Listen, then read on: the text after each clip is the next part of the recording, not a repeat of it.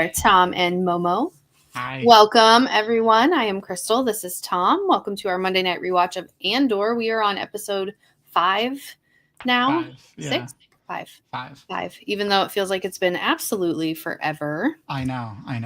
It's and this is I have friends everywhere. Mm-hmm. Speaking of friends everywhere, we have a new friend on not just Momo, who's one of those like shoulder friends. I mean, Momo's not new. Momo's an old friend. No. But a new feline friend who has taken up residence everywhere since this past, like 2 weeks ago, obviously. Lanfear. Aw, hi, sweetie. She's right here in front of me because she won't sleep in this bed unless it's like within arm's reach of me. So she's been sleeping right here, and she's been sitting pretty much right here, like since Luna passed away. I think cats are super intuitive, and I think she just knows that you guys need a little extra love. Hey, Gnome. And Glenn. And Glenn. What's up, Glenn? So I wanted to say something before we get started on the show, especially because like I've been, don't get me wrong, I love Andor, and I've been loving all of the Star Wars, really just all the Star Wars stuff that's been coming out, and I like did a bunch of research today because something, I forgot what it was, I have it written down in my notes, but something pinged me like this afternoon when I was watching this, and I was like, and then I went down a rabbit hole, and we'll talk about it later, but Star Wars rabbit hole. But one of the things that's obviously been going on is all the stuff that's been going on in LA, and it's so like apt to this episode particularly, like the last episode 4, 5, and 6 are so apt to what's going on right now. It's insane. So I just wanted to say, we support the protesters, and that if you want to especially look at something really interesting, and we'll talk about it a little bit more, but if you want to Google it while, we're chatting in the beginning here, Andor uses a alias during this episode. Verin Sky, he calls himself Verin Sky.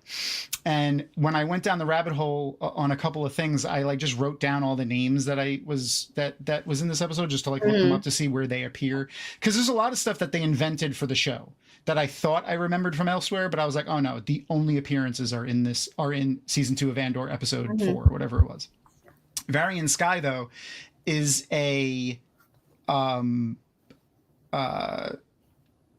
analogy for a very real person who went under the name Varian Fry in World War II, who rescued hundreds of Jews from the Holocaust. Wow. People that were being targeted by the Gestapo, taken out of their homes. Before the U.S. entered the war, this U.S. citizen, when the U.S. was still not accepting refugees from Europe, went over there and had a list of names that the Gestapo were going to go after, and went and rescued them before they had the chance to go and take them from their homes and black bag them and put them in places.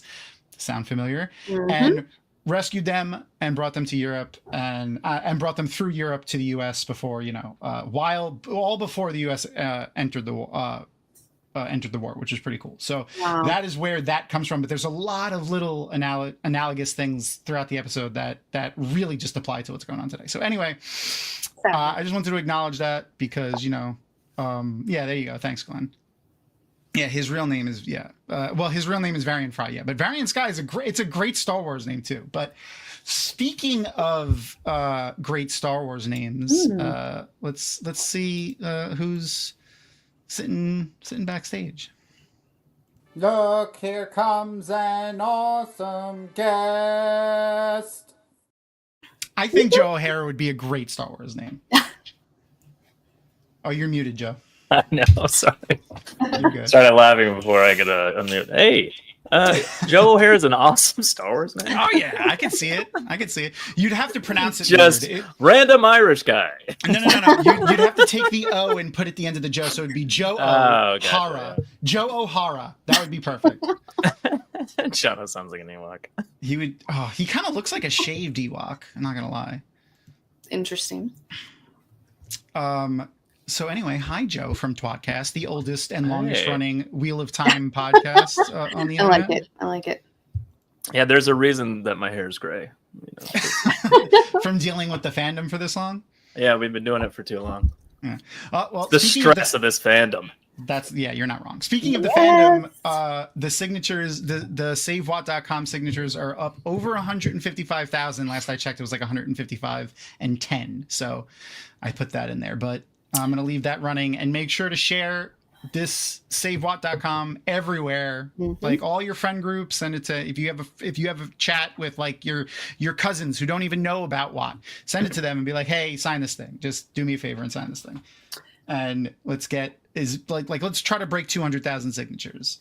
When The Expanse was saved, how many signatures did they get? Do we know? Any I ideas? don't remember. I remember it being over 200,000 in the end. Was it? Okay. Yeah, only because someone was comparing it to that, like on a Watt content creator was comparing. And that's another thing. I've been seeing a lot of people creep up on TikTok that I've never seen before. And I'm like, Yeah. I'm like, oh, they have 100,000 followers. They're not strictly Watt content creators, but they had like all the Wheel Time books with like the stuff. And I'm like, oh, okay, cool. I'm glad this is, getting more people out. Yeah, maybe it's gonna keep building momentum still. Is that like, I don't know, is that 21. Star Wars time? What's going on here? I have no idea. Times two or I think Glenn's just super old. And he everyone sees is young everyone compared to Glenn. everyone is a baby to him.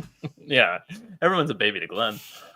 Oh, I forgot about the Hannah Montana Cup. Every time you have the Hannah Montana, I forget about it until you pick it up. And Is it start Hannah doing Montana or is it I hate you. we don't know, Secret Star or Pop Star? We don't know.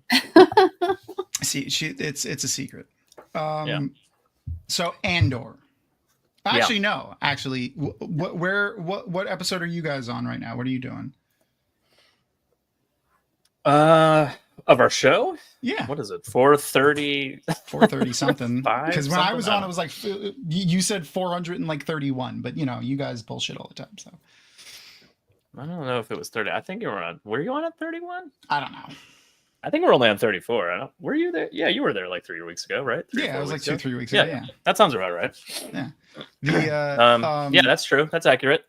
Are you still forcing Tom to talk about the show? Yeah, we decided to just kind of like, well, one, we didn't have like a solid plan of what to do. We do want to do Twat Quest season 3, but our dungeon master is very busy with his job right now and life stuff. So we're kind of trying to like give him some time, because usually right after the season ends, we're like jumping into that. I just noticed you changed your names. So yeah, usually we're doing Twat Quest after the season of Wheel of Time, but since that's kind of on hold for a little bit, and I don't know, maybe we'll do it in the fall. I don't know, but there's the Save Watt stuff's going on, so we're just like, let's just not end the conversation. Usually we do like a 3 episode kind of wrap up, like overview kind of thing, kind of thing, but like, and just talk about the season as a whole, as opposed to just like per episode. But we've just not stopped talking about it essentially. But it's only been 2. We'll have like 3 of those episodes maybe, and then I think we're taking a week off. So we'll see. As hopefully by the time we need to come up with a different idea, the show is saved. Yes, something else to talk about. That's the goal. Same time, hello, Tom. New name, Lena. I don't know how to pronounce accents above letters. That's too many. That's too much for me. I don't like. I'm bad at just regular letters, like in English. Forget about other languages. Netflix, though, I don't know. Like, I don't know if I'd want. Like, don't get me wrong. Or HBO would be better, I think. I don't think so. Here's my thought. Tell me what you guys think. Chat too. I want to know. So, I think our best bet is Apple, because Apple really doesn't have a fantasy series. Netflix has Witcher and lots of other anime and stuff. Like, they got so much stuff. HBO has Game of Thrones and soon Harry Potter, even though I'm not watching that. And Amazon's starting a new one actually. I forgot what it's called. They just announced today. I got in an article. I forgot the name. It's a new fantasy series. It's a trilogy. It's a YA trilogy. Or it's like a YA trilogy. Yeah. Female author. I can't remember her name. I didn't recognize the name of the book or the author when I saw it. Well, they were fine with 2 at the same time. One of them being Wheel of Time, one of them in Rings of Power. So why not a third? Yeah, why not a third? Why not just bring it back? You know what I feel like they're doing? They're probably like they found a smaller series that doesn't have like as much of a. Yeah, it's new. It's only in the last few years old, and then they're like, we don't have to worry about it. Yes, that fucking when they canceled Sense8, I was like, you kidding me? Yeah, that show was fantastic. What were they thinking? So good, and it was like the best show on television. Like I mean, on television, you know what I mean? But like, it was the highest rated show, like at the time, and yeah. No. So I really feel like Apple is our best bet. But do you guys have any? I would have to subscribe to Apple TV for that. No, I did immediately cancel my Amazon Prime account though. So, and told them why. So we can no longer watch Amazon Prime shows on our rewatch. How did you tell them why? Because I heard some people tried to cancel it and they weren't able to tell them. I sent an email. So I just went to their like customer service email and put in my number, cancel, and then told them they were stupid. Yeah. That's great. What was the exact word? Well, expletive. I forgot that I believe dude's name. Twat waffle might have been used. I'm not sure. Twat waffle waffle is a fantastic. That is one of my favorites too. Good one. The you got to just aim it at what's his face, the dude. I forgot the dude's name. The dude that took over for programming. Oh, for what's her name? Yeah, I forgot his name. Written down, but yeah, I have it's somewhere, and it's not hard to find. I just forgot in this moment. But yeah, you got to aim it at him. Just blame everything on him, and hopefully there's just like enough hate that the board members just fire him again. That I mean, speaking of, I think that's maybe not him being fired, but them reversing their decision. I think is the most likely way it would come back. I don't see another streamer picking it up. You don't think so? It seems very. I don't think so. I don't know. I mean, they do it all the time. Like it happens. Apple doesn't really pick up broken series. You know what I mean? And that's the most likely of the candidates based on like what their shows are right now. But has Apple saved anyone else, any other series before? I don't think so. So this will be their first one. That's a great thing. That's it. That's how they do it. So we're actually like the people that are in charge of where the money is going from the fundraiser. One of the things that like they're going to do is put billboards and advertisements outside of the Apple studios. So they're going to see it. Don't worry about it. I mean, don't get me wrong, at them on social media and like, do the Save Watt and Renew Watt stuff. But that's the main way we're going to do that for sure. It's an Arosa. What's up, Arosa? Hello. Yeah, I have the websites on the bottom, so make sure to go check that out. But we're here to talk about Andor, Season 2, Episode 6. I have friends show that everywhere. Is also over, but not canceled. Exactly. Well, there was I forgot who I was talking. I was talking to somebody, and I was like, "Well, we know what's going to happen. They're all going to die." And so I forgot who I was talking to. Like, what the fuck? You're spoiling everything.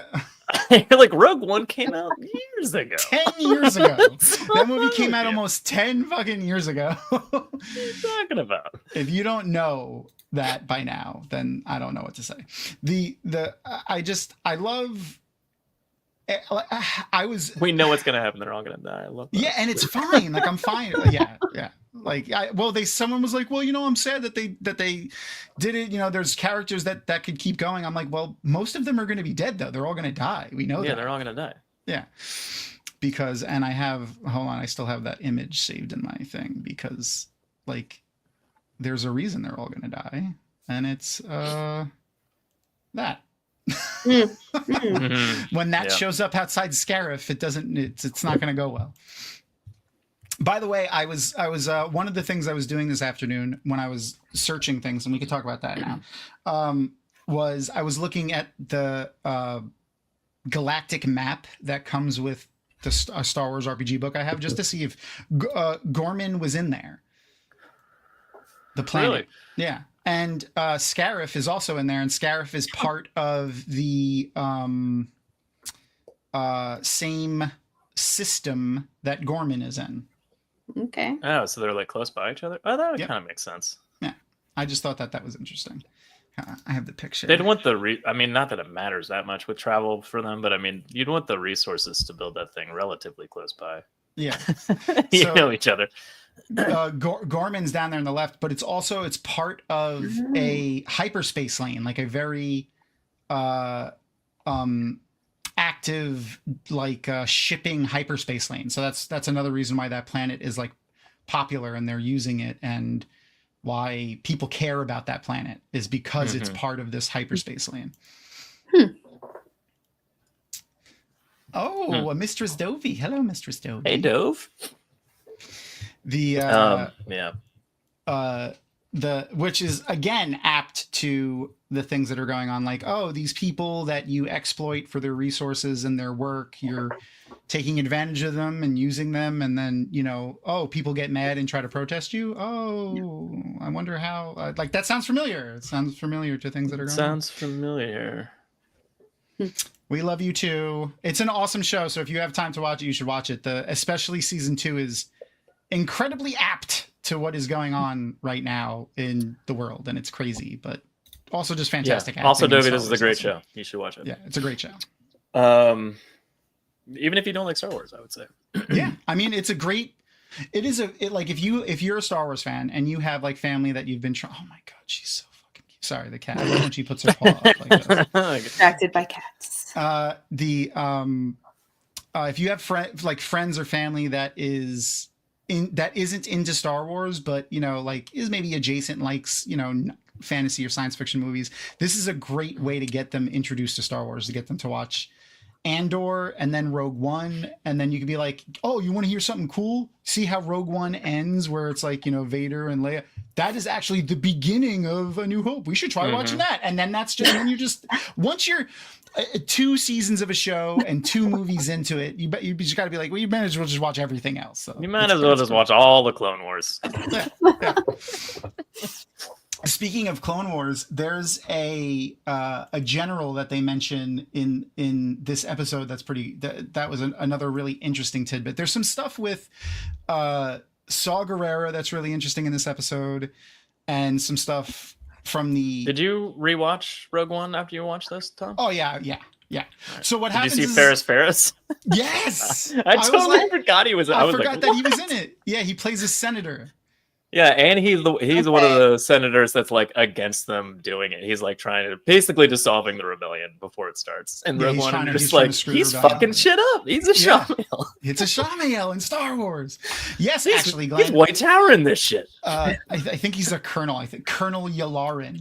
So I was like, where do I recognize that name from? And it's because he, in the Clone Wars, even in the movie, not even just the cartoon, they put the Jedi in charge of the army. So like if you're a Jedi Knight, you're instantly a general in the army. And all of the Jedi Knights and the Jedi Masters like are assigned to specific generals or colonels or like higher ups. And Anakin Skywalker gets assigned to Yularen, captain or whatever it is. Really? Yeah. So there's an actor that plays him in A New Hope. Like back in the original movie, he's, you know, I think he's a Moff at the time, Moff Yularen. And then there's this guy there's the Clone Wars version of him. And then now there's a version of him in Andor now too, when he's in the ISB. So we'll see him in this episode, but it was just a really interesting way that they're tying all these things together. Really cool. Yeah. And then we get to see some more, you know, magical artifacts, not magical, but, you know, artifacts from, Easter the egg Star Wars, artifacts. from the Star Wars universe. We don't know if it's from Luthen's shop. You know, we got the Sith and Jedi holocron in the background there. But did you, by the way, do you know about the Shankara stones? Yeah, you told me about that. I told you about. Okay, cool. I was just making sure. The Shankara stones, Which are is in a the great background. little fun Easter egg there. Yeah. How old are those? I know, right? Wait a minute. that's This gotta happened be a long time ago in a galaxy far, far away. Far, Did they far somehow away. make it to Earth? Yeah, I mean, like, hey, listen, who knows who's intergalactic traveling there? Maybe the set in Luthen's shop is a separate set and they're connected somehow. Okay. Maybe it's a way to travel through space and time. Is it bigger on the inside? Yeah, maybe it's a Harry Potter set. We don't know. Wow. What is? Wow. Okay, I didn't know his first name. Walt. Is that Wolf? Wolf. I would. Oh God, you got definitely. I feel like that guy got made fun of a lot. Yep. R2 and Nice 3PO name, bro. are in the Yeah, that's true. Yeah. in the hieroglyphs. Mm. If that's what you say, like when you finish, Wolf. It sounds like what you say when you throw up. It sounds like when someone like has to like vomit. That's that's like the pretend, like, oh yeah, and then I turn around and I'm like, Wolf. Yeah. Gross. Gross. What else did I wanted to talk about before we jumped into the episode? I saw the Thunderbolts this weekend. I very much so enjoyed that. Yeah, it's good. I love Bucky, so I'm in on that. Anytime Bucky's in there. I love. But Yelena's great too. Yeah. Oh, Florence Pugh, Sebastian Crushes. Stan. What's the Red Guardian's name? He was in Stranger Things. I don't know. My brain's not on. Start with an H, or is that his name from Stranger Things? I don't remember. Yeah, that's from Stranger Things. Yeah, it's like his name's like Hopper or something. Hopper. Yeah. Okay. What's his name? David Harbour. That's David it. Harbour. Thank you. Yeah. David. So there is an H in there. Yeah, Dovey's there. She's got us. And like, he's pretty he like, don't get me wrong, like he's supposed to look like all dirty and gross in that movie, but I'm like, he's still really good looking. Yeah. And he's hilarious. Like Sebastian Stan, Florence Pugh. They did it there. I would say there's like, I don't know, one too many like Red Guardian eccentric going crazy moments, kind of thing, like that kind of, like one or two too many, but I still enjoy him. He's great. I was crying. Like I legitimately laughed out loud uncontrollably several times throughout that movie, and I was very happy by the end of it. Yeah, he's great. I mean, yeah, there's a lot of good bits with him in there for sure. Florence Pugh, though. So if you guys for people that haven't seen it, this isn't a spoiler. There's a scene when she jumps off the roof of a building. She really did that shit. Mm-hmm. She did it. Like she did that fucking thing, and Stunt. they really jumped off the roof of a building. Like she was attached to ropes and wires and shit, but she still had to jump off the building and fall, and then the wires and ropes and shit slowed her down, and then they hoisted her back up. But like that was crazy. I watched the behind the scenes of that on. They have like that's one thing I do like about Disney Plus. They have a lot of behind the scenes stuff. Yeah, that's cool. Yeah, so that happens, Dovey. So the jumping off the roof thing happens in the first 2 minutes of the movie. Like it's how the movie opens up with Florence Pugh. So you probably missed that. If I was late, I could never even go into the movie. My spicy brain would not let me. I'd be like, no, I'll go to the next one. I'm terrible about being late to things.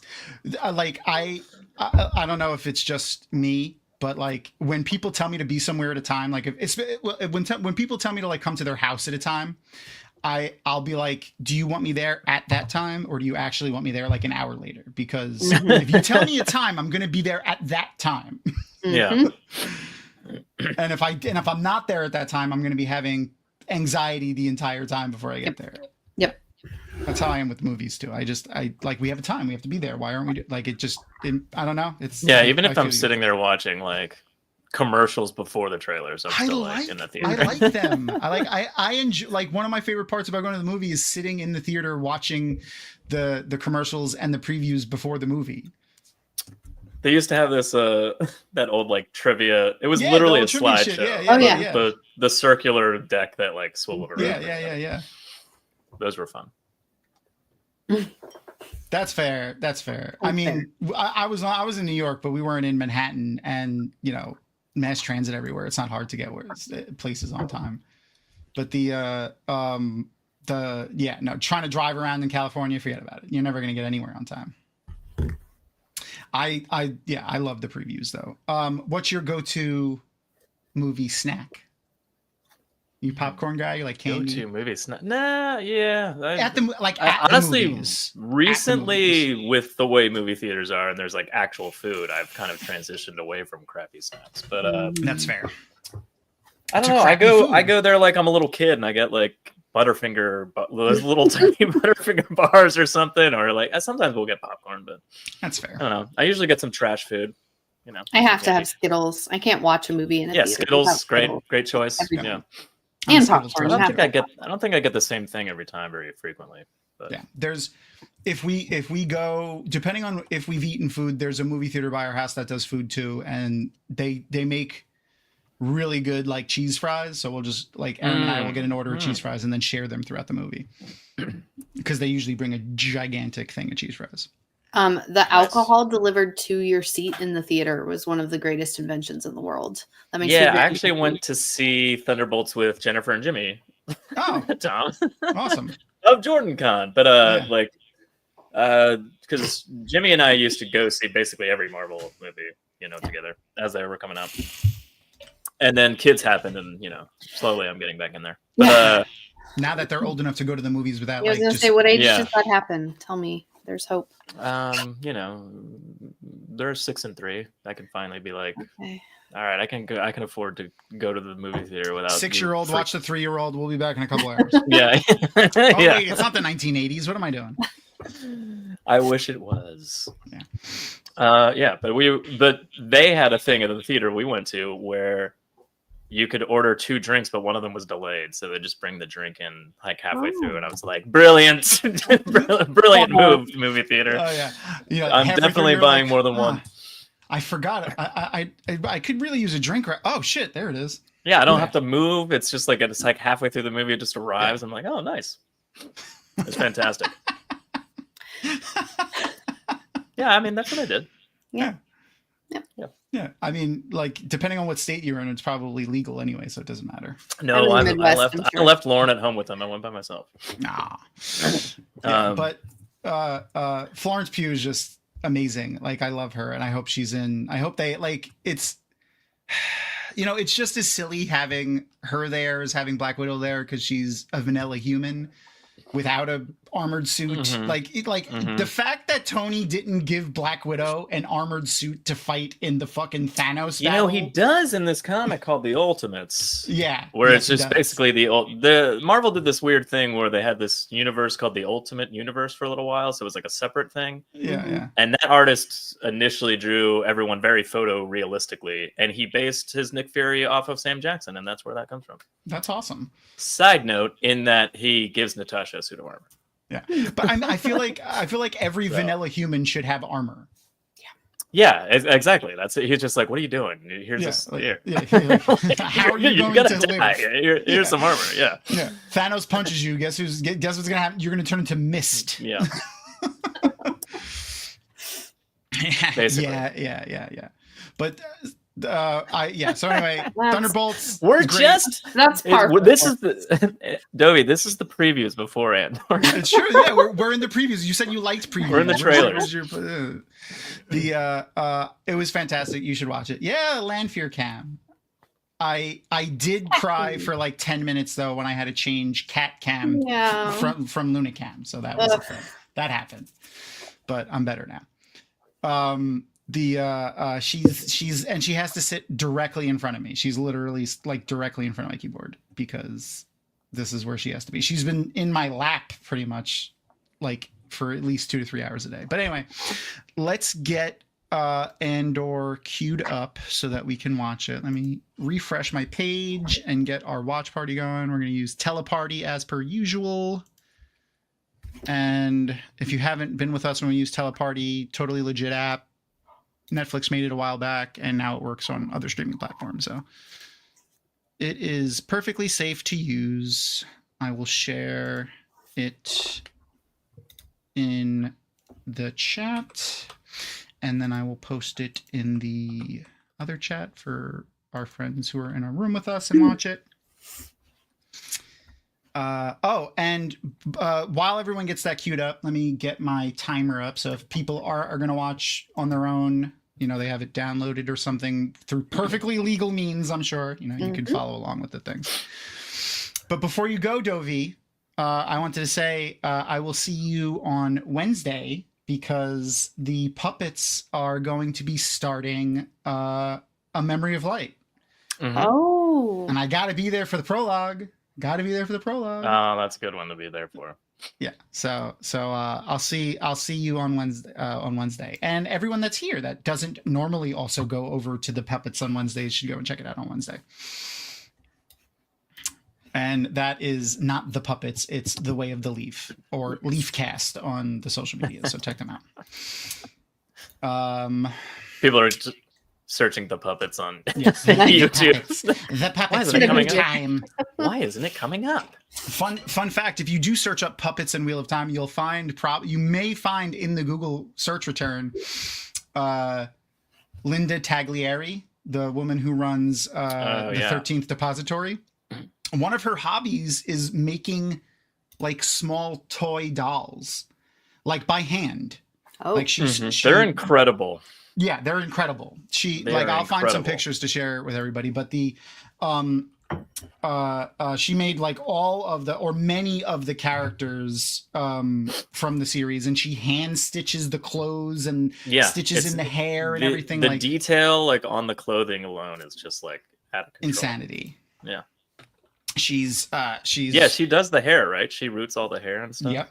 Yeah, it's crazy. The amount of work that goes into just one of them, let alone like she had like a big, you know, set of them all. Yeah, it was pretty amazing. Oh, here we go. So this, and then also she makes outfits that fit onto like Barbies and things like that as well, so that you can like buy the outfits and then put it on like a Barbie or something or whatever. Let me see. So this is a Nynaeve dress. So let's check this out.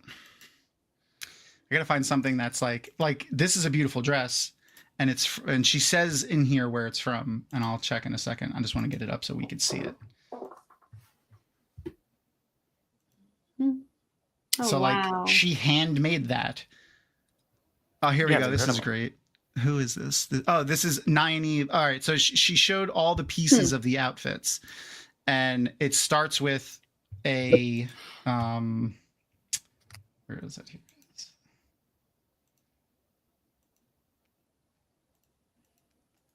It starts with a slip, like that you always hear them wearing in the books, and then she did the dress, but then she did. Come on, load. There it is. A shawl. Oh, that's beautiful. So Nynaeve Sedai of the Yellow Aja. Yeah, like look at the stitching. Like that thing is like this big, but like look at the stitching on the back. Yeah. Of fucking. Oh, she's so talented. But yeah, we love Linda. She was Toastmaster Jordan Con. It's called a shift. Oh, I'm sorry. Get it right. Sorry, it's a shift. Sorry, my apologies. Get your shit together, Tom. Oh God. Damn it. I can't tell you how long I've been being told that. I forgot which Jordan Con she was Toastmaster of. 2018, 2017. Yeah, that sounds about right. Somewhere in that. She was Toastmaster the year before Amanda did Grendel. When Chris and I carried her out on our shoulders. Because I remember one of the shticks that Jordan Con always does with their opening ceremonies is like the Toastmaster from the year prior will go up, hands it off to the next person. Yeah. But they usually like pretend to try to like do the opening ceremonies, and then the other Toastmaster will come in and like take it from them or whatever. So Grendel was like, get the fuck out of here. Oh, yeah. Like the 13th Depository, if you just look up 13th Depository, her website will come up. Everything that is on that website. It's like you think the Watt Wiki is in depth? the 13th depository is huge. Like, and she's got tons and tons of articles that she's written and research that she's done, because she actually went and read the Robert Jordan notes too. Like, so much information. She's a great source of information for real time stuff. One of the ones that I always go to when I'm doing like really, really in-depth research. But anyway, I think that's enough stalling for people to watch the episode. So let's get ready to press play. So if you're in the watch party, you don't have to do anything. Just sit there. It'll start playing. If you have the version of Disney Plus with commercials, sorry, you'll get commercials, but then you'll catch back up to where we are. And I will match the time of the episode to the stopwatch. I'm pressing play on the thing so it can catch up to where it is in the episode, because it's about 20 seconds in the like last time on Andor part. So I'm just gonna let that play for a sec. Then I'll give everyone a countdown. We get the worst villain in all of Star Wars in the recap and in the first like couple of seconds of the episode. All right, here we go. 3, 2, 1, and play. So it should be playing now for everybody. There she is. Edie, the worst villain in all of Star Wars. Fucking Darth Edie. So someone with artistic talent, Joe, please draw me a picture of Darth Edie. Please. I need a picture to share on the internet of Darth Edie. Just hanging out with Jar Jar. Yeah. Speaking of Joe pictures. Oh, look at that. Little Ferris right there. I mean, the guy, he's in Star Wars. Yeah. Yeah. Well, yes, he is. Senator, I forgot his name. Senator, I think it's something with a K, because we talked about it a few episodes ago. Oh, great scene too. So I'm gonna just assume yes, but you picked up on the very, very obvious French Revolution overtones with Gorman, right? Yeah. Okay, good. They actually did. So like the language that they're speaking is made up. Obviously, it's not, but it has a lot of. When they were working with the language coach for it, they wanted to root it in French. So there's a lot of French sounding vowels and consonants and stuff in that language. And they hired all of those actors that are on Gorman that are in those meetings and shouting and speaking in the language are all French actors. That's cool. Yeah. I didn't know they did that. Yeah. Yeah, you can see it in the wardrobe, and like, I mean, it's not ham-fisted, it's subtle, but I mean, or kind of subtle, but it's there. But yeah, pretty cool. Especially that main there's like a guy that gets up and shouts at the Gorman leader in that meeting, and he looks like he's taken right out of like what is it, Beauty and the Beast. Or Les Mis. Like he just looked like a caricature of a French person. But he's a French person. He is a French person. He was a teapot, I think. Was he? No. I mean, he's old enough. He should have been the cup, Chip. Yeah, that's it. That's it. Yeah. What do you think happened to Chip when they all turned back to people? I know we saw him, but I mean, like, did his brain spill out a little bit? Like, what happened? I feel like it should have. Also, like, this kid has. They're just like, this is my son. He's a little slow. They were cursed. They were cursed for a long time too. I know. Yeah. So he was stuck as like a a brain damaged cup for freaking a few hundred years. Like that. He's got. All I'm saying is the therapy bill for Chip once he got turned back into a human is going to be huge. Big. Yeah. Told you that's the worst job in in fantasy and fiction. I would never want to be Chip. A therapist? No, being Chip. Just being Chip. Okay. It's terrible. Why is it terrible? Because number one, to be a child, like I always think of I equate him. There's the Sean Carr Stones, by the way, over her shoulder. Right now. Yeah. Sorry. What's her name from Interview with a Vampire? The girl, Kirsten Dunst. Yeah, there you go. Kirsten Dunst. I think like being a kid for hundreds of years, that would be miserable. Oh yeah, that mom tell you what to do for. It wasn't hundreds. It was like 10 years. Was it 10 years? I don't remember. I don't remember what it was. Millions of years. Aaron will know if she's paying attention.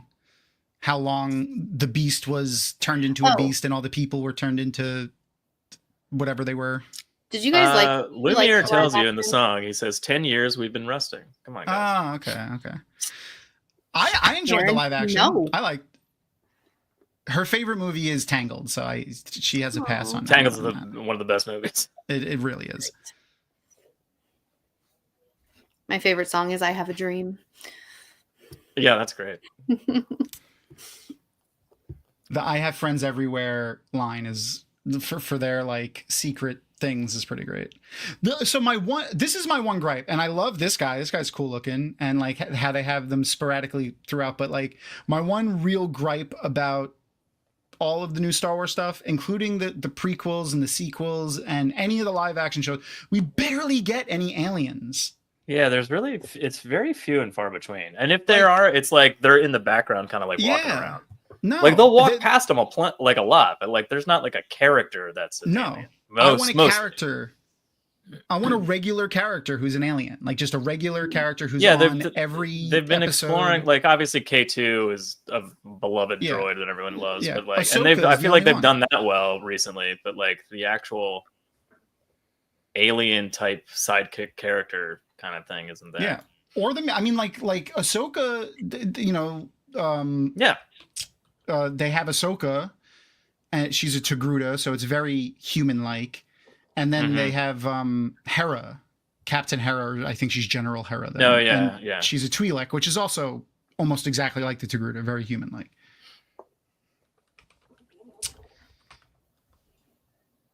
The Roman dodecahedron. I don't know what his mother is the worst. Hey, friend. Oh, hey, what's up, Reverse? What's going on, buddy? I don't know what the Roman dodecahedron is. Is it like, did they find a dice like a Roman 20-sided die? Hmm. Well, my phone is ringing. Do you recognize the sound? It's from it's Momo's song from Avatar. I was like, it does sound like super familiar, but I can't place it. It's the song that plays when Momo comes on an Avatar: Last Airbender. Love it.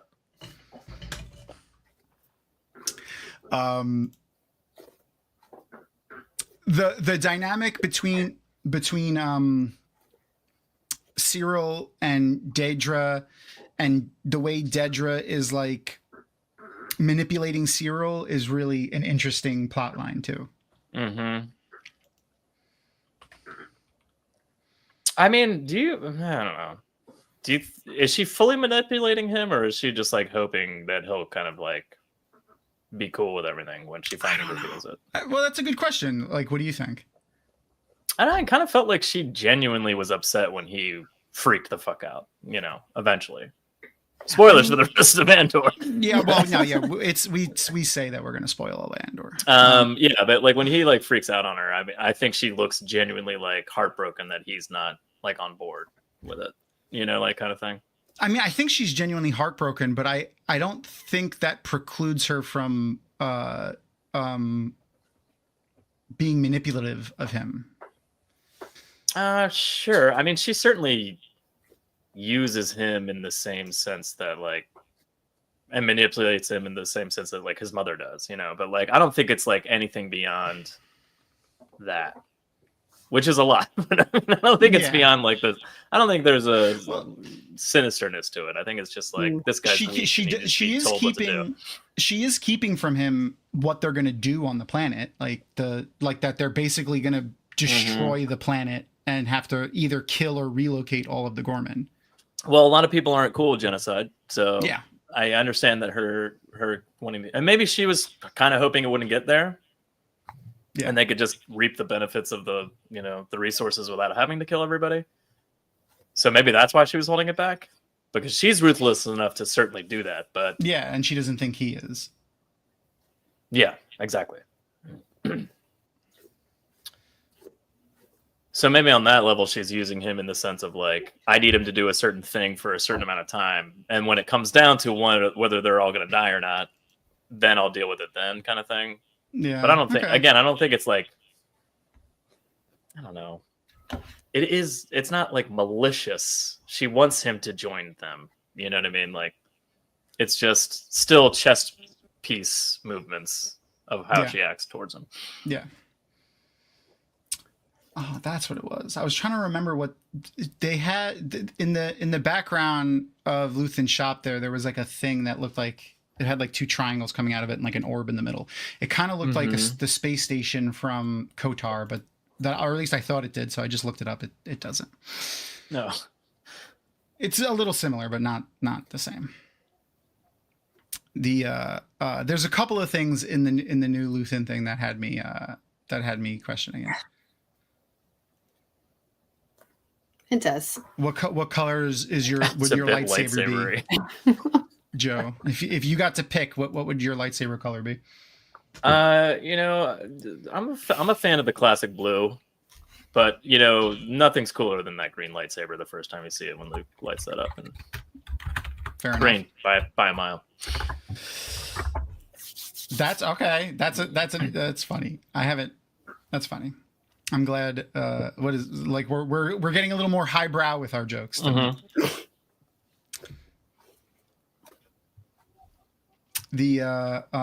definitely a purple.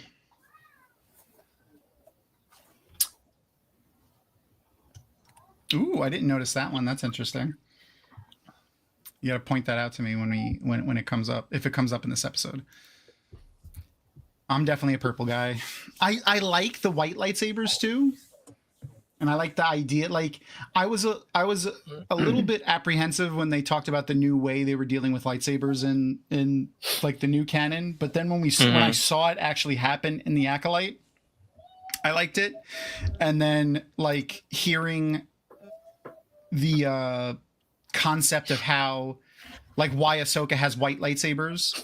The red lights, basically the way it is the kyber crystals, there isn't a red one. There is no red ones. Yeah, you lead it. You have to do a dark side force ritual to make it to make it like obey you, the lightsaber, and it turns it red. Yeah. So there's a way to heal it after that too. And if you heal a crystal that has been red, it always is white afterwards. So that's where Ahsoka got her lightsabers, which they're Asajj Ventress's lightsabers. That makes a lot of sense. Yeah. Yeah, the poor pork, that kyber crystal. I really like that concept. Like that wasn't the concept of them, back in the day. It was just like back in the day, yeah. Yeah, you could just find red. You could find red kyber crystals, and you could find white kyber crystals. But now they changed that, and I honestly I like it.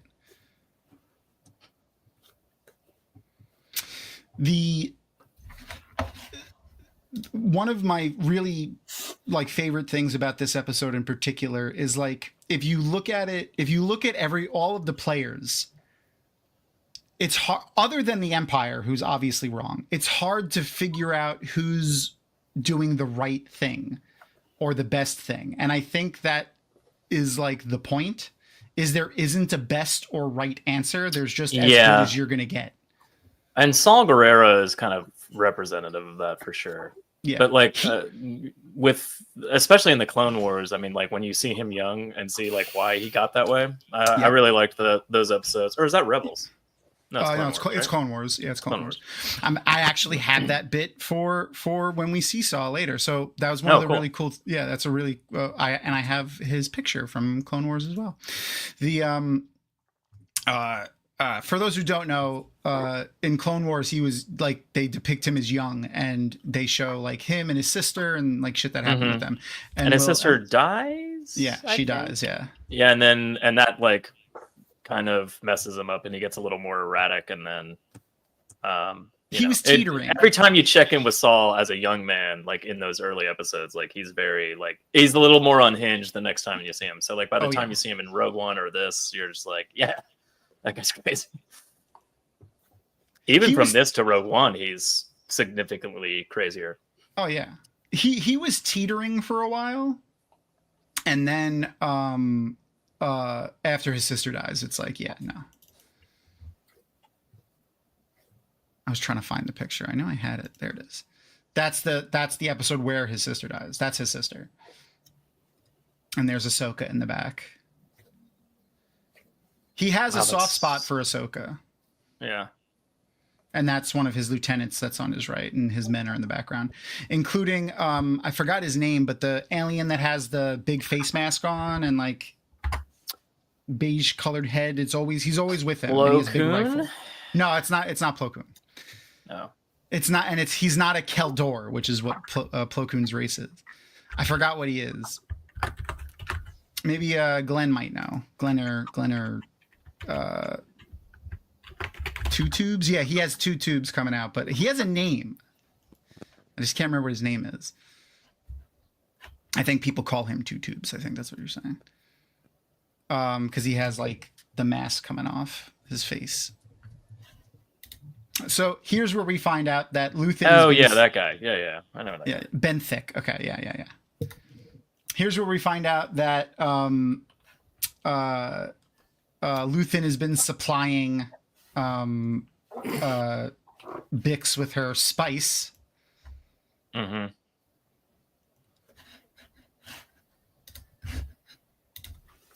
I'll get a picture for you of Two Tubes I found.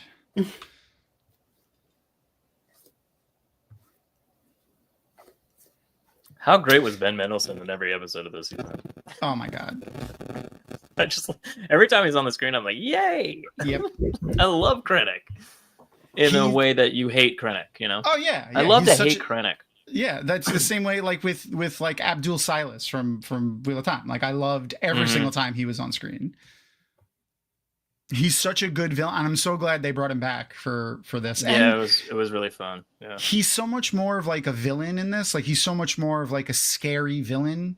Where in Rogue One, don't get me wrong, I'm not saying he doesn't do fucked up shit, but like he's always failing. And like, you know, he gets chewed out by Vader, and he gets chewed out by the other Moffs, and like, you know, he's failing every step. He's failing and failing and failing. And like so he kind of looks buffoonish, but in this, like, he's like a serious threat, and everyone's like scared of him and stuff. I like the way they depicted him in this.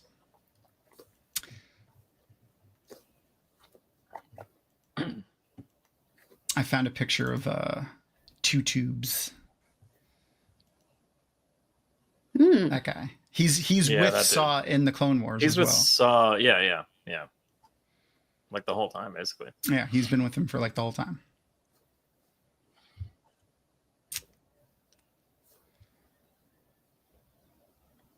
So this kid too is such a great analogy for other shit too. Oh hey, what's up, Brimmy? From Australia. Ooh, hello. Is it late or early? Early, I think. Right? Yeah, they're ahead, so it's got to be early. Hopefully, it's a normal time and it's not like 6 o'clock in the morning for you. This kid, though, what happens with him and Saw? It's with him and Saw at the end of the episode, so I didn't want to get too far ahead. But it's very like child soldiery. It's yeah. It like he literally manipulating. He gives him drugs to get and pushes him over to be a child soldier, essentially, which is literally like. Not to be too dark, but if you've ever seen, if you know anything about like the conflicts that have been going on in Africa for a long time, that's literally what they do. They get children addicted to drugs and then give them AK-47s and throw them out in the field and make them fight. So that's like you're supposed to question Saw Gerrera here. Like Saw is like a little bit too far on the violent side of the revolution. He's always. Yeah, well, it's no one matters. The cause is all that matters. Yeah. So he'll do anything he needs to do to get to accomplish what he's trying to accomplish.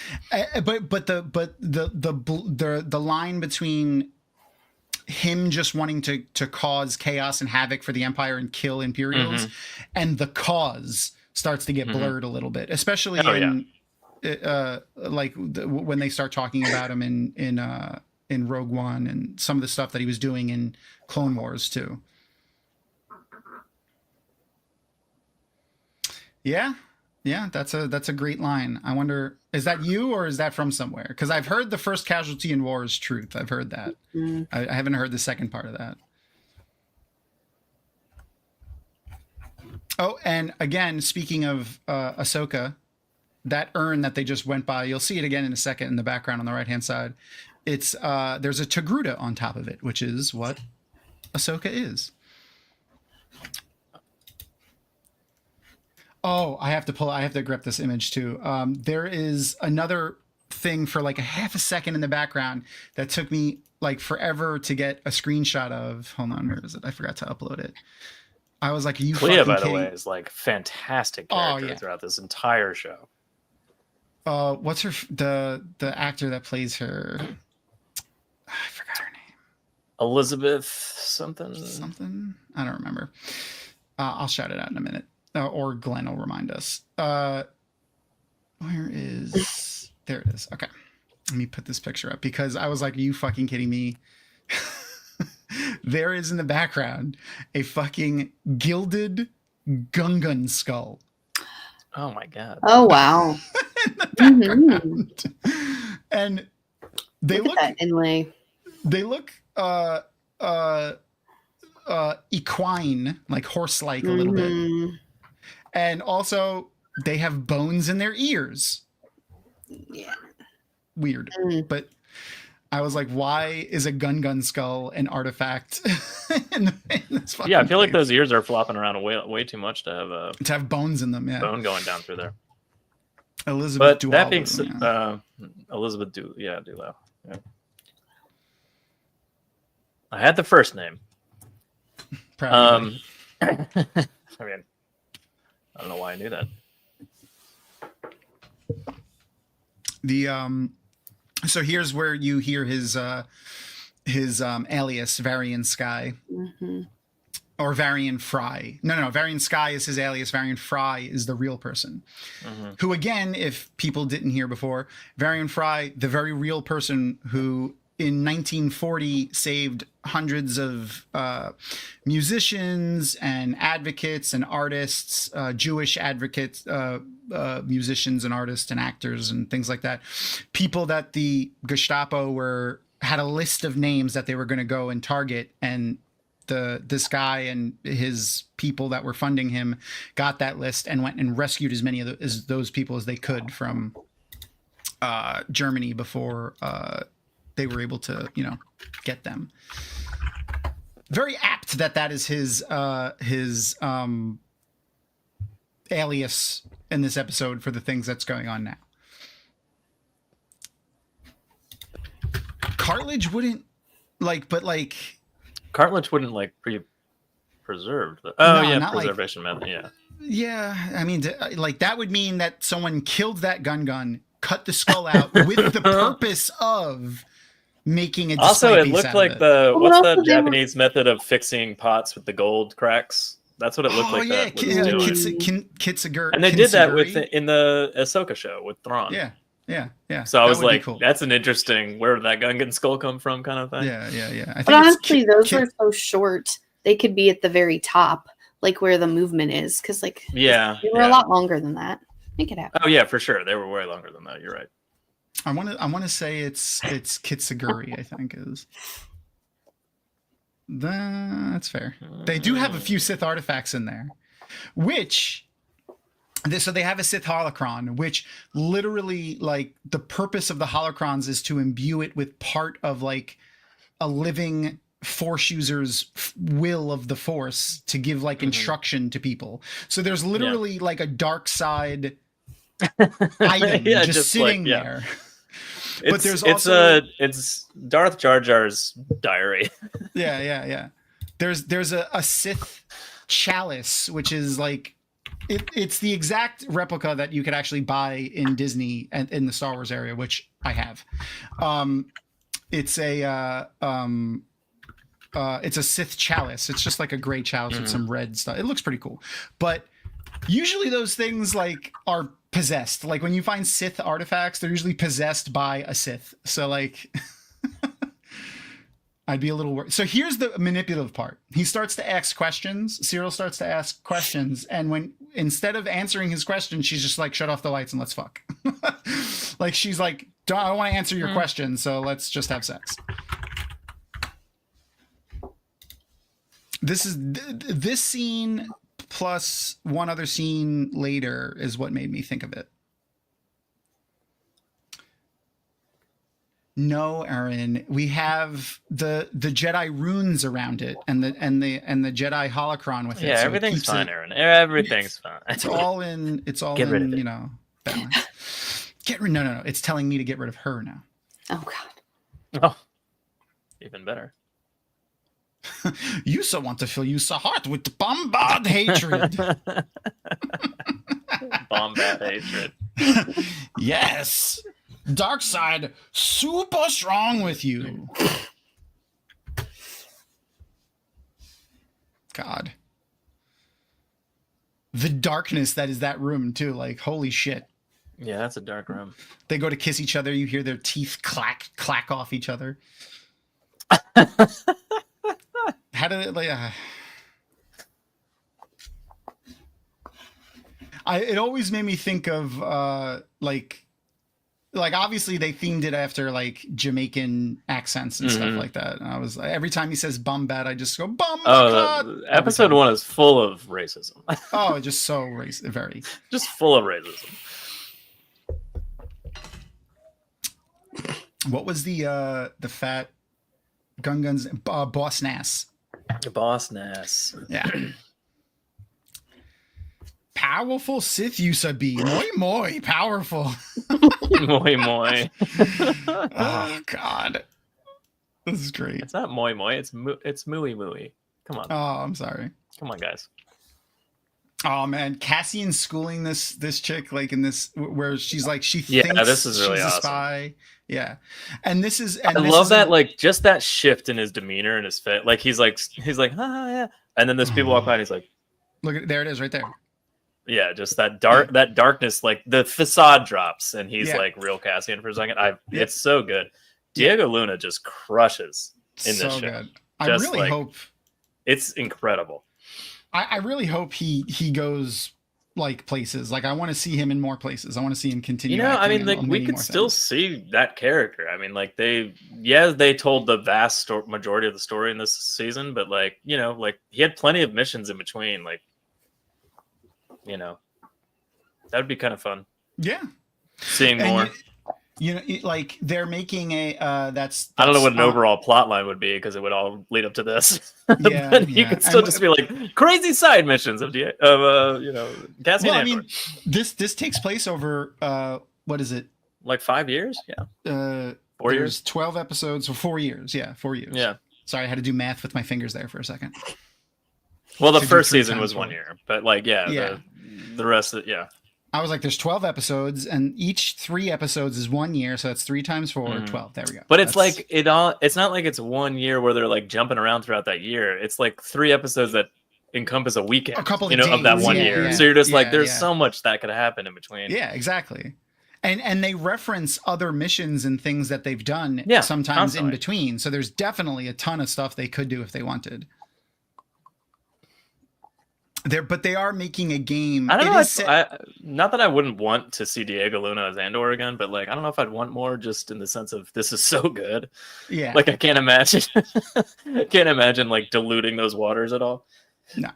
I guess if it's done well enough, or it's a compelling story, I'd be like all for it. But the last thing I want them to do is taint the greatness that is this. That's fair. Darth Edie right here. Darth Edie. I love the fucking like Cocoa Puffs with blue milk. Yeah. I wonder how that tastes. Might taste good. It would not taste good with the blue milk from Disney, because the blue milk from Disney is like fruity flavored, so that would be gross. No, gross. No. Oh, so you need Fruit Loops. You need a fruit-based cereal. You need Trix. Yeah, that's fair. Trix. Maybe a Captain Crunch with crunch berries. And if you're feeling really spicy, you can get the alcohol blue milk or green milk. They have one or the other. And put it with your cereal. Oh, fun fact that I learned, I don't know why, this past weekend. I don't remember where. I don't remember how I learned this, but I was telling Erin it earlier today when I was eating cereal this morning. Do you know where the name cereal comes from? Like why we call cereal? No. I don't think I do. From the constellation and god Sirius.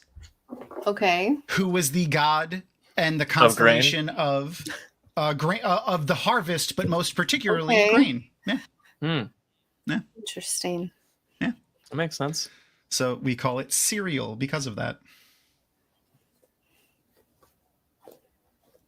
And the having them chant things like, you know, we are Gorman, and like, you know, we will not go. If you go and just listen to the chants of the protesters that are now,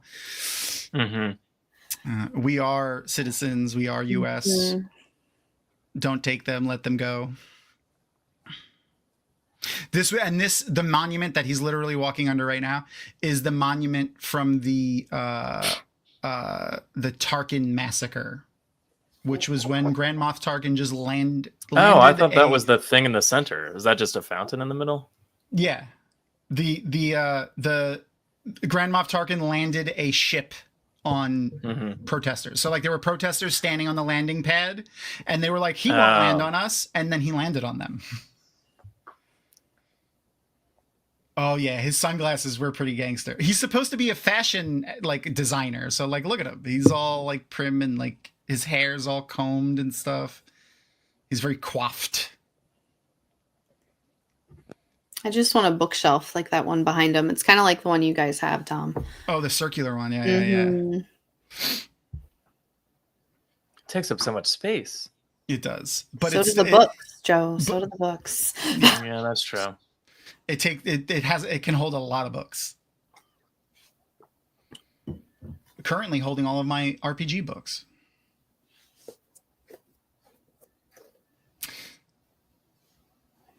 I do kind of want, in that same vein, a spinner rack of comics for no reason. Yeah, that would be fun though. Like the old school racks, like the old school. Yeah, ones the that old you'd find spinner in, like, racks. Yeah. Like it used to be in like a grocery store or something like that. Yeah. Mm-hmm. There was a diner around the corner from my house when I was a little kid that had them in it, and that was the only place I had to get comics like back then. And it was just whatever was there. Like it had most. Yeah, it was always like there was always one bottom rack that was just filled with old crap, and then all the new stuff would just be like gone. And it was positioned directly next to an old cigarette machine. Remember those? No, perfect. Yeah. Love those. Are you kidding? That was when you could stay. And I remember the business that bought it after this diner closed had to gut the whole place because it just reeked of cigarettes, because you used to be able to smoke inside. So like they couldn't get the smell out of the inside of the fucking restaurant, which was crazy. It's soaks into anything that has pores, you know? Yeah. Drywall, it's over. Yeah. I really like his outfit, not gonna lie.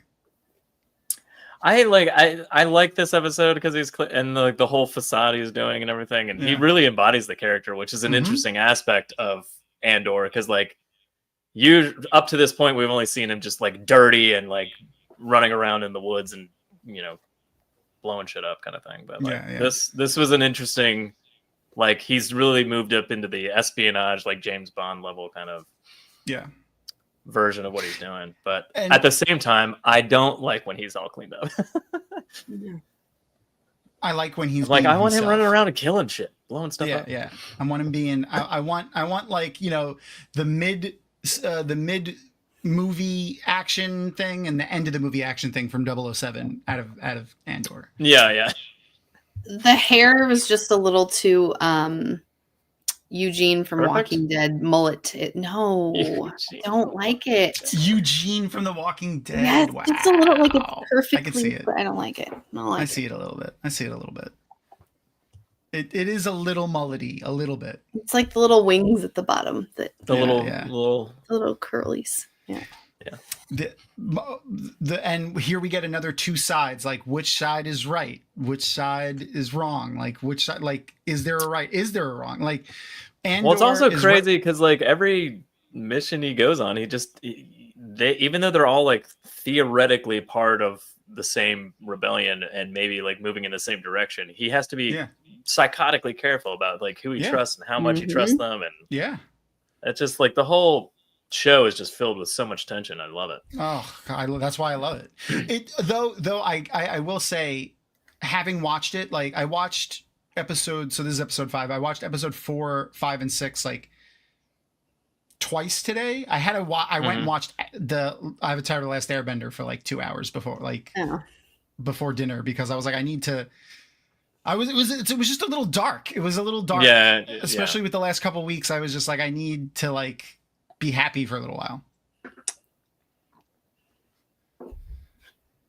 But like, you know, Andor's representative of the rebellion as a whole. Like, he's on the inside, like he's in the inner circle. And then here's like a group of people that aren't part of the rebellion at all, but like they're against the Empire, and they're now, as the formal rebellion leaders, Luthen and Andor and Cassian, they have to decide, do we try to bring these people into the fold, or what like Luthen is alluding to, and what Andor eventually kind of lets happen but then tries to fix at the end, is, do we let them just kind of annoy the Empire and just let the Empire steamroll over them when the time comes, just so we can use them as a distraction? Is that the wrong thing to do? Like, is overthrowing the Empire, you know, worth letting that happen? Do you risk, like, what if you know there's no chance? Like, you know, Luthen's the leader. He knows the capabilities that they have right now. He knows if they try to commit everything there to help Gorman, they're going to lose everything. So like, right. Yeah. It's just there is no right decision in this. And I like that, how they make you look at all sides, but at the same time, the Empire is always the villain. You're never questioning whether the Empire is right. Oh yeah, of course. Yeah. But the shades of like what makes the good guys good versus letting people die kind of thing, you're like, God damn, yeah. Or just outright killing them. I love that's what I mean. It's like a one-liner in Rogue One or something, where he says something along the lines of, you know, like, you don't know what I've done to get here, like how important is it, you know, kind of thing. And like, watch, and finally getting to see what that means in this show is so fucking fantastic. Yeah. This scene, by the way. And that we were talking about Melchi last week, so that's why he's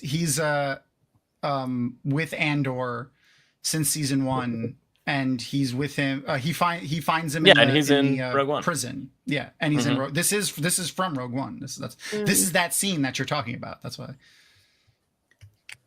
They're all the black ops guys for the Andor for the rebellion. Oh, but I was saying they're making a video game that's coming out that takes place during the Clone Wars, but it's all black ops stuff.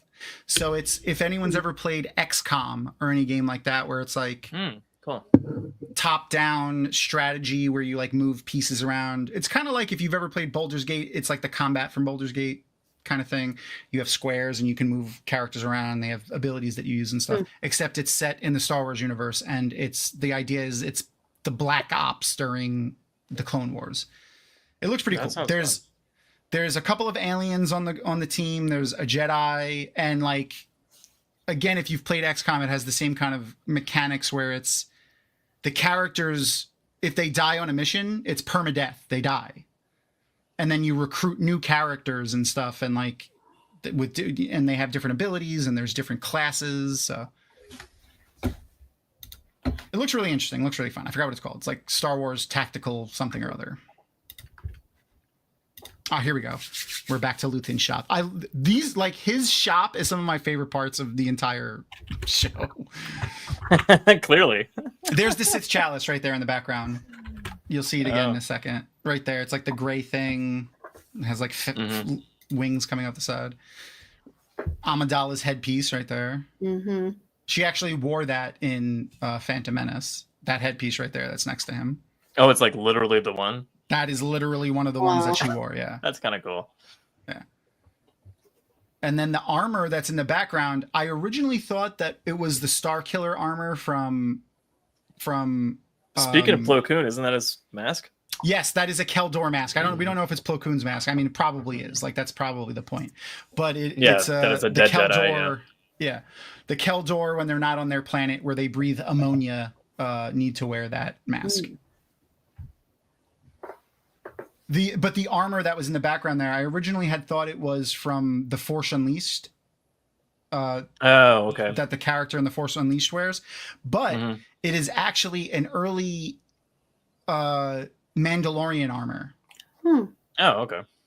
And there's a lot of versions of it in the KOTOR games. But we do see Star Killer, which is his name, helmet in his shop, in Luthen's shop. I'll grab that in a second. I'm trying to find the picture of it from Andor. It's sitting on like a box in Andor. I can't find it though. I'll find it later. Can you guys hear my son howling? I cannot. No. Like a wolf. That's how you know it's summer. Like a wolf. He's literally up there going, "How?" Yeah. Fantastic. I love it. Well, I Why does kind he of only wish do I it- could hear it now. Why is it only during summer that he does that? I don't know. I don't know. You got to start Just calling becomes a other wild parents. animal when he's out of school. When there's no routine, Tom, he's feral. Yeah, That's what that's fair. happens. Okay. Mhm. Okay. Great Man, scene Stellan for- Skarsgård is so fucking good in this show. Yeah. Like, So do you think he's being serious right now? Do you think he's opening up to her, or do you think he like when I first saw this? no, I mean, I feel like every single thing that comes out of his mouth is testing Yeah. the people around him. Yeah, that's exactly what I thought. I But thought I think he if was there's just a playing person he's character. vulnerable with when you see her main episode later on, Yeah, like I that's think when it would be yeah. her. So maybe it Yeah. is true. Yeah, when I think saw he is that unraveling episode- a little. Yeah, when I saw that episode later on, and like and when I saw the end of his storyline, how everything Mhm. plays out with him, I was like, okay, yeah, he was being serious there. That was the real him. 'Cause Yeah, I when you was see still holding Clea's out- episode, it makes that it illuminates that scene a little bit. Oh, yeah. more, I think. Oh, yeah. But until you see that episode, you're kind of questioning if he's, checking her or if he actually feels like he's slipping. And Yeah, or he's just like able to be vulnerable with her. yeah. The I was still right up until he dies. I was still like, we're gonna find out he's a Jedi. Oh, Luthen, really? Yeah, I feel like I remember you mentioning that before, but I was know- I don't convinced he know was a why Jedi. Convinced. Oh. But if anyone knows anything about when I'm super convinced about something like that, I'm usually wrong, so it's fine. Yes, That was Aaron, this is a great turnaround. We gave the warning. We're full spoilers for Andor season 2. She hasn't watched it yet. She hasn't watched all the episodes yet. And here's another, level of he has black fucking X-wings too. I noticed in this scene. Freaking awesome. Did you see that giant snow beast Sasquatch walking around in the background? Was it a Wampa? A Wampa? Yeah, robot? yeah. It looked like a Wampa from freaking Hoth. That's what it looked like. Yeah. I thought the Wampas were like animals. I didn't know they were like. Yeah, I was like, it can't be that, right? Like a it's got to be Wookiee. something else. It's just a very light colored Wookiee. But yeah, look, see the X-wings? They got the black accents Yeah, all it's over them. pretty cool. Looks freaking awesome. I love that they're at this space as well, by the way. Yeah.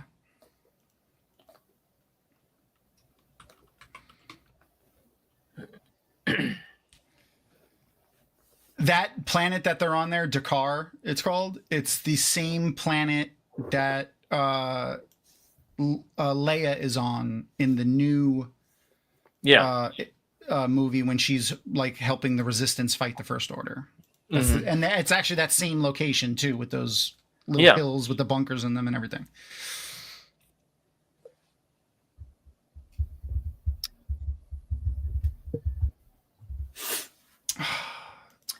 Do you feel like Andor actually believes they're not capable of doing this? Yeah. And like when he reports back to Luthen, or do you don't think there's a hint of like, I don't want to die, and Bix needs me more than this right now, and I'm not fully committed?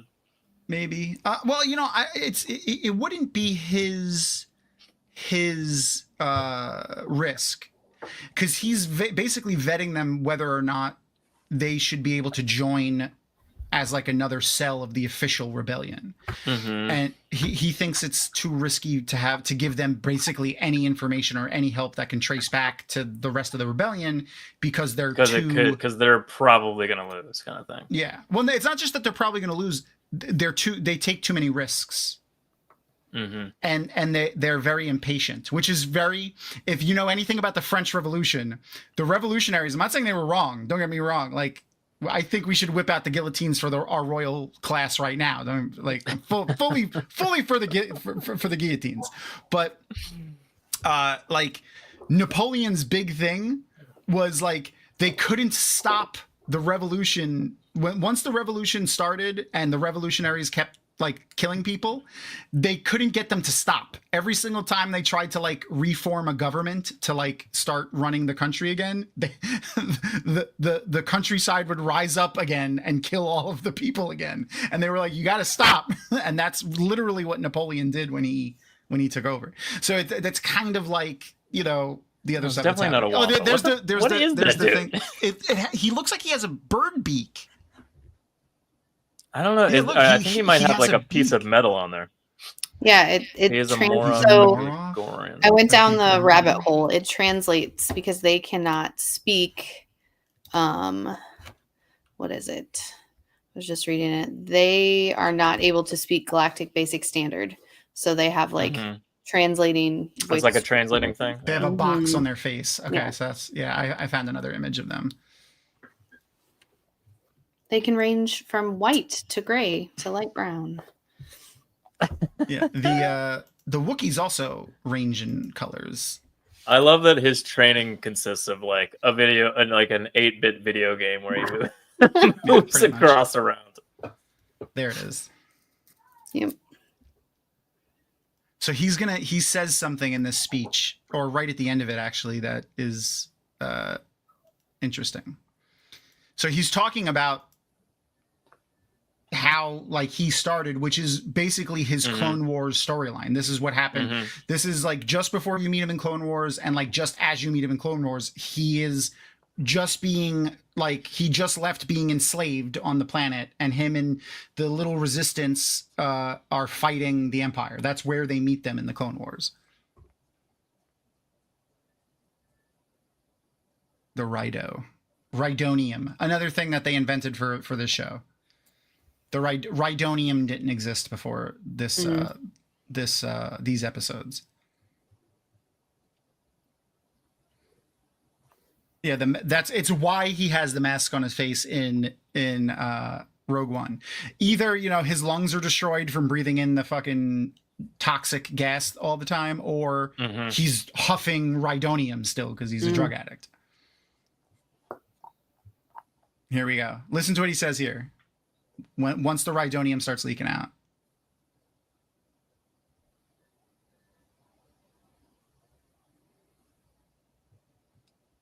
I've always loved you. Wait.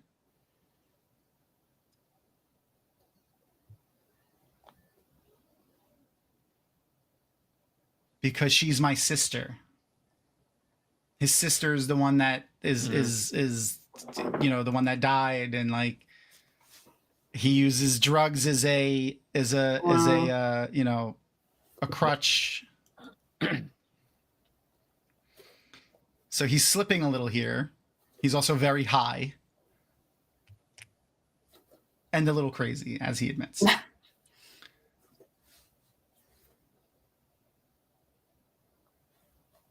And he's also radicalizing this kid into his militia of hyper-violent, you know, revolutionaries, which, again, like if you know anything about any of the situations that have happened over the last 40, 50 years in Africa, that's literally what they do with child soldiers there. And here, his reaction when he is like crazy that Saw is breathing this shit. I remember my first hit too, kid.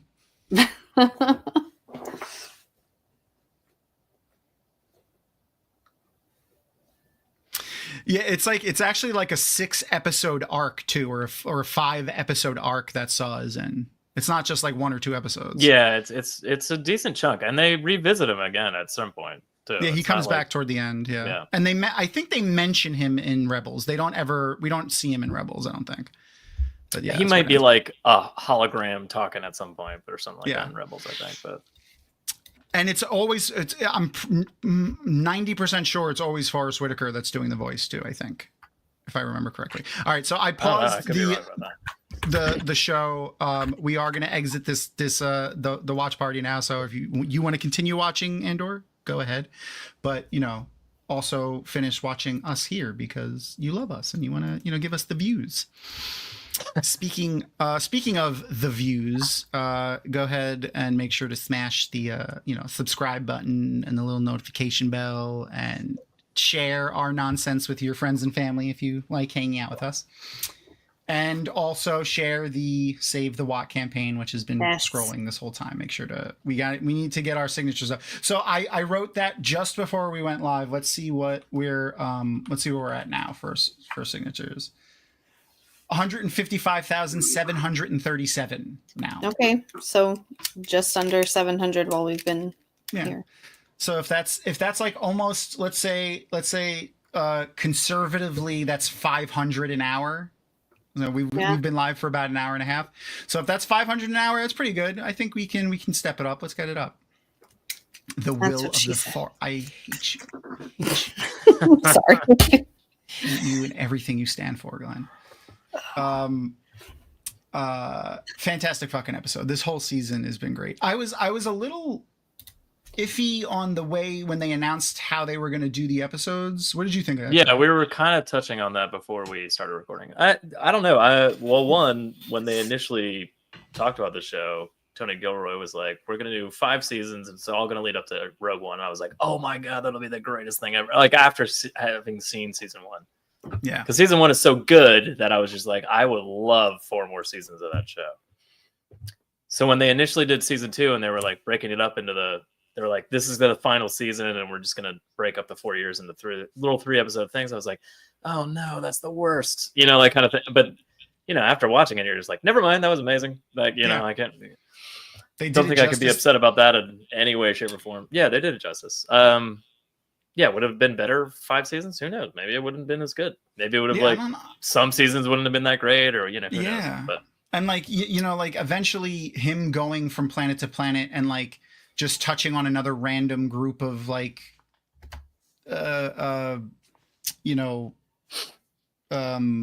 grassroots rebels that barely have anything, and like that would get old after a season or 2. Well, initially when I heard it was the final season, I didn't know what their plan was. So like I had no idea, and I was just like, how are they going to do that? That's horrible, kind of thing. So like when you find out how they have this second season set up, and it's like 3 episode drops, and it's a year in between every episode drop or a little section. I was like, oh, okay, that kind of all right. We'll see. I bet they'll do a good job. And like after having watched it, of course, amazing. It's awesome. Yeah, I think there are probably a lot of shows that could do this type of format too, where it's like yeah, it'd be kind of cool to see like a 3 episode drop and then more a of a year time span. Versus, I think that would be cool. But I'm honestly like any of the Star Wars shows. I feel like would be cool to have seen like that, like Rebels or even Clone Wars, because like from when if we saw from when Anakin from Phantom Menace to Revenge of the Sith in a installment like this, where it was like a 3 episode drop, so that's 3 hours ish of content, and then a year passes. Like that would be cool to see Anakin go from going into the temple and then through everything and then into the clone. Like that would be cool. That would have been cool to see if they did it that way. I really like this idea. Yeah, it's fun. And also the way streaming shows drop, they either drop all at once or it's like one a week, and you're kind of like, but having 3 episodes at once was fun. Like I was like, oh, okay, I can like watch a good chunk and then kind of sit back, and you only have to wait a week for 3 more episodes. It's fun. Yeah. It made it more, I don't know, palatable. It also made it kind of bingey, but not binge the whole season kind of thing. Exactly. it made it stay relevant for longer too. Because when like even when it's just one episode a week, like that's an hour out of 7 days. Where when it's 3 episodes a week, not a lot of people have 3 hours in one sitting, especially on I think they were getting released on Thursdays. So like on a Thursday night. Yeah. So now you're probably watching it over the course of Thursday to Sunday. So that's basically. Yeah. I was definitely doing that. And maybe I didn't start watching it right away. Longer. So I was like, it was like 6 episodes in, I think, before I even started. Exactly. And then I was like, I got a lot to watch. Yeah. It keeps it relevant amongst people, but also in the media for longer. Because, like, they're not going to, you would see a lot of places putting out articles like, on episode 4, on episode 5, on episode 6, but not all dropping them on Thursday at that time. They would drop them over the course of maybe like 1 on Thursday and 2 on Friday, or Thursday, Friday, Saturday. And partially it's that they did such a great job with it. But the other part is, like, it's just, it was different. It was an interesting way to drop a new in the age of streaming shows. It was an interesting way to like tell the story and get it across. I liked it. I'd be interested to see other shows try to copy that format. I wouldn't care. I would like to see it. I think it could lend really to interesting storytelling in other properties. But so what we usually do at the end of our shows is obviously we announce who's going to be on next week, and proving that if you remind me enough that you want to do something, I will remember. And our original person that we were going to have next week had to move to a different date, and we'll talk about that later when they come because it's going to be fun. But joining us next week is the Adaptation guys, including Glenn, the geeky hippie, who is in chat right now. So yes, it might be just Glenn, it might be Glenn and Max and Bill, or just Glenn and Bill, or just Glenn and Max. We'll see, but Glenn will definitely be there. So we get to tell Glenn how much we love him right to his face when he makes horrible jokes. Yes, you, buddy, you. Oh, me? Yeah. So originally, we were gonna have Taffy with me. Yes. And it's her birthday tonight, so she couldn't be. Oh yeah. So we have to go say happy birthday to her. So everyone should go to, what is it? MySpace.com. Yes, myspace.com/singwithtaffy. So wish her a happy birthday. Or myspace.com/talkcast. It's the new place to get all your Wheeltime news.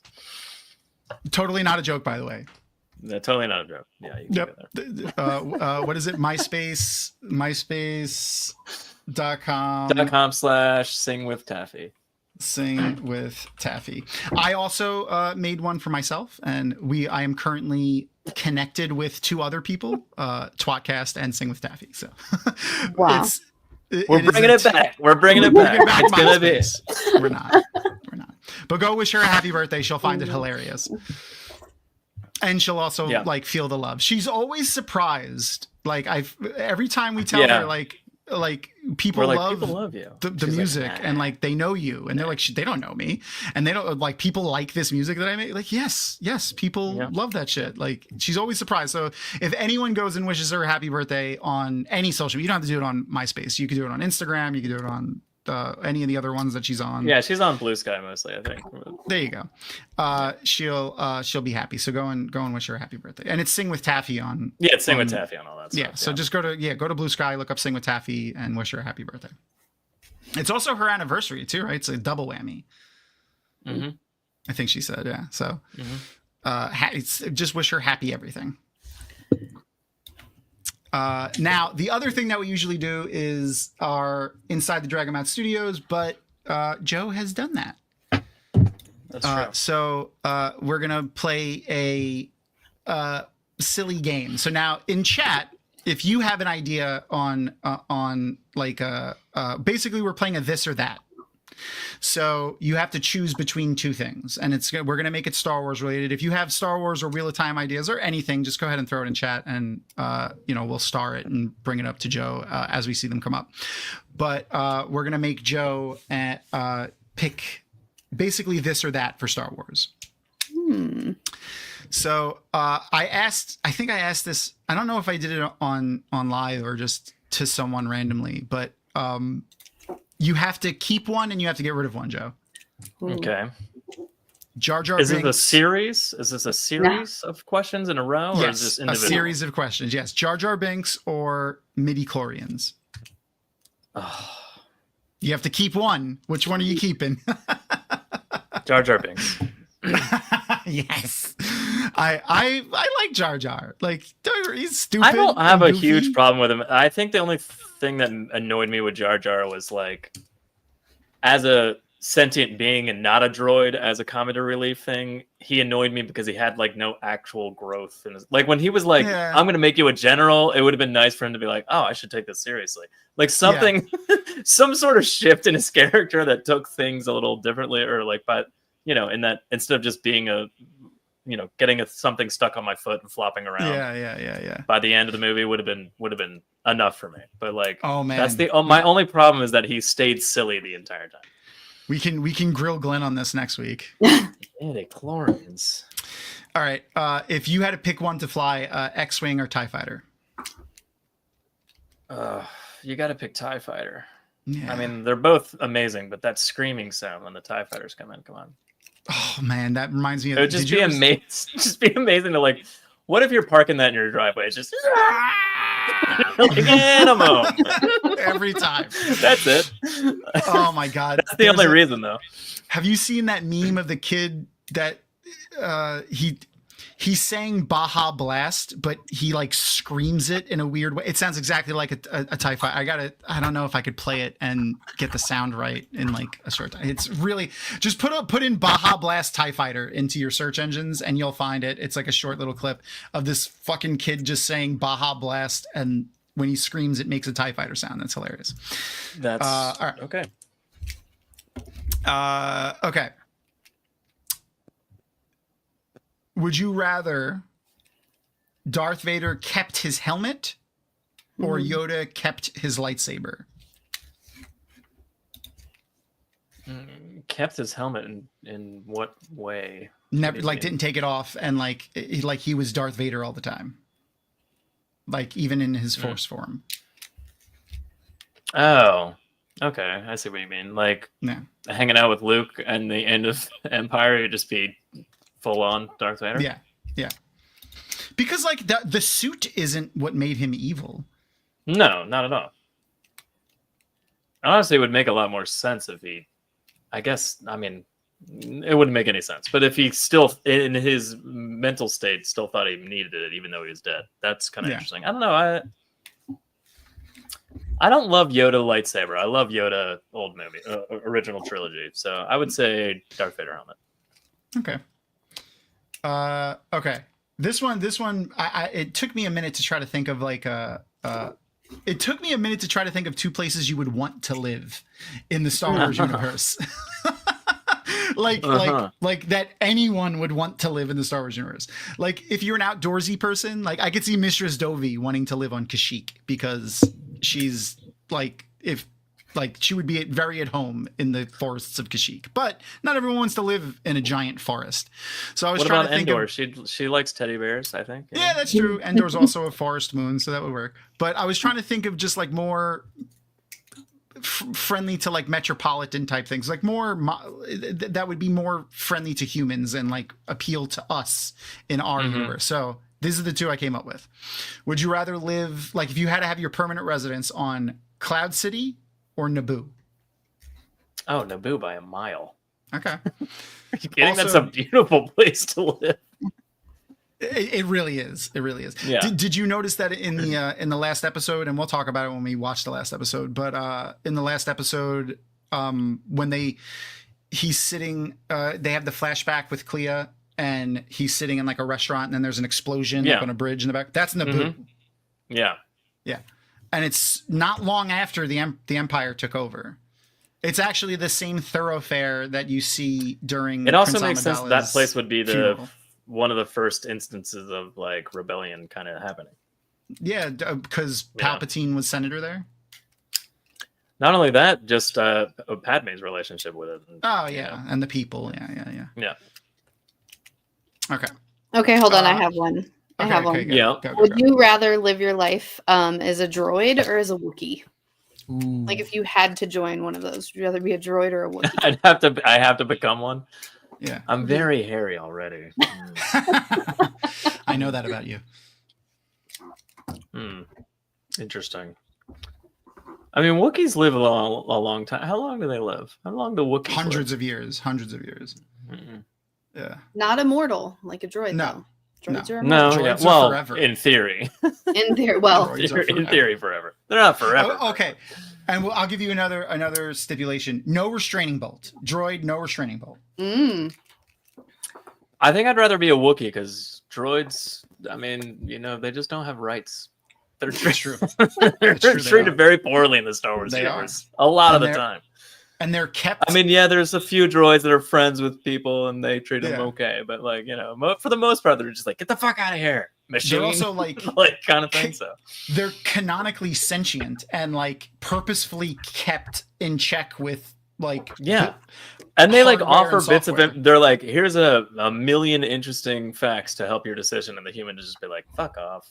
And you're like, God damn it! What is my point? Yeah. I would. All right. I think I'd rather be a hairy Wookiee. So you have to put together a Ocean's 11 style heist, ooh. Shit. right? Yeah. So this is a two-parter question. This is the last question. It's a two. This one was a little because it's gonna take a minute. So Mhm. and I'm curious to see what chat thinks too. You have to put together an Ocean's 11 style heist. Now you have two options. First of all, you have to build a team. So I want to know what your team is. Who your team is. And it 11 could be- people. Yeah, 11. Oh no, you have to name 11 Star Wars characters, Joe. I don't think you can do Okay, it, buddy. go ahead. No, I might have And trouble. you have to decide. We'll help you. So if you don't remember someone's name, you just tell us, and I'll probably tell be you. all right. And you have to. But where is the heist taking place? Are you stealing something from the Emperor's vault on the Death Star, or stealing something from the depths of Jabba's palace on Tatooine? Both at their height of their powers. Question: can these characters exist not at the same time? Yes, yeah. They could be from any point in Star Wars. All right. So I'm really It's the just dream making team. like the ultimate team. Yeah, 11 people, including Yeah. myself. Am I Danny Yeah. Ocean? yeah. You could be Dan. Am I yeah, Joe O'Hara? You could be who you're. What did we say? Joey O'Hara. Joey Am O'Hara. I Joe Hara? Yeah. All right. Well, You could be whoever's role you want to fill. You could be that person. But like, so you need someone that could do like that could be a face like Matt Damon and like a thief. You need the points that I really want you to hit is a grease man, a demolitions expert, and a face. But the other people you could fill in. That was the little Asian guy. I forgot his name. yeah, I know, I'm aware. Yeah. Yeah. I'm an Ocean's 11 fan. All right. All right. Me too. Huge. Well, I mean, all right. You gotta If have, you're Danny Ocean, who's you gotta your- have a Han Solo on there, right? Okay. That's So an obvious move. is Han And I think Solo Chewie gonna- just, that just comes along with it. Yeah, That's baggage. Who is your Slash muscle. If you're Danny Ocean, who's your Rusty? Like who's your what the fuck's his name? Brad Pitt. Who's your Brad Pitt? Is it Han Solo? Yeah, I guess so. Or or is Han Solo the lead? I don't know. It's like a Han Solo, Cassian Andor kind of. They're the Danny Ocean, and I would That's say fair. that That's fair. they're the ones. Okay. They're the ones leading in the whole thing. You got Cassian Andor and Han Solo is basically Danny Ocean and Rusty. You got Chewie. You gotta have a Chewie in there. Yeah. Chewie could fill like so many roles too. Like Chewie could be like one of the two stupid brothers. Could be Bernie Mac. Oh man. Oh yeah. I feel like Bernie Mac. I feel like Chewie could be smooth like Bernie Mac in Wookiee. In Shiri in Wook, Wookiee. he might be smooth. All right. Interesting. All right. You need a you need K2 with Andor. So you got K2SO. you got muscle, but K2 offers the droid aspect. I love R2 and I like C3PO, But like K2, come on, is a Imperial fighting droid. You know, like he's got muscle and he can hack into all the systems and do the things you need. So he's got that technical expertise. But he also offers like the Chewbacca kind of, I can throw somebody off a bridge, and I'm fine. Yeah, and get shot a couple of times. He can go undercover as an Imperial droid, like because he is an Imperial droid. Tom, I added Ocean's 11 to our rewatch list because a startling number of people have not seen any of them. Really? It's crazy. Wow. If you haven't seen Ocean's 11, like not the original one, like the black and white one, don't get me wrong, if you're into old movies, it's a good movie. Yeah, if you like old movies, it's a good old movie. But yeah, absolutely. Ocean's 11. But the Ocean's 11 with and 12 and 13. Yeah, all of them were good. But the first one, mainly because Bernie Mac is in all of them, and Bernie Mac really, anything Bernie Mac is Bernie in. Mac's, wow, I love that man. George Clooney. I couldn't remember the first one with George Clooney. I don't remember what year that came out. Probably a year I don't want to know. But anyway, all right. So you're at. So we have Han, Cassian, Chewie, K2SO. Now you need a demolitions expert for sure and a grease man. I'm surprised we haven't got a Jedi yet. I feel like there's one when you're doing a heist, like, do you really want Jedi running around with lightsabers flashing shit all over town? Like, that's fair. You know? I mean, they're good at cutting open doors. It is a universal key. All right, I'm gonna add Padme, but specifically as the character that would bring money to the table. Okay. So Padme is the Soul Bloom. She's Soul Bloom. She's Soul. Yeah, that's funny. Yeah, she's Soul. Who's your pickpocket? Who's your up close? Who's doing that? Cassian would do that, but Cassian. like Matt, but you need a Matt Damon. You need a young upstart version of Cassian and George Clooney. I feel like I want to say you should choose Han Solo from the Solo movie. Like old Han Solo from and young Han Solo. I like it. Yeah, the Han Solo I have in my brain is really like right before he meets Luke, like New Hope Han Solo. But that's basically Solo the movie, you know, like kind of thing. Like in that range of like, I haven't become a rebel and I care about people yet, but I still smuggle and do crazy shit. Yeah. Does that mean either Leia or Kira would be Tess, the ex-wife? Yeah. Yeah. I like it. I like that you like it. Let me see. And demolitions. I feel like have you seen Bad Batch? Yeah. I guess I could go cartoon. I was thinking like live action movie this entire time. You can pick whoever you want. True.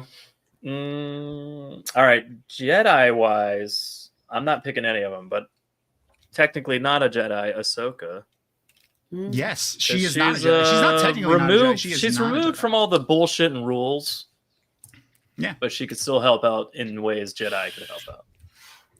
I hope, honestly, she is still alive and she takes part in Rey's New Jedi Order to make the Jedi better than they were.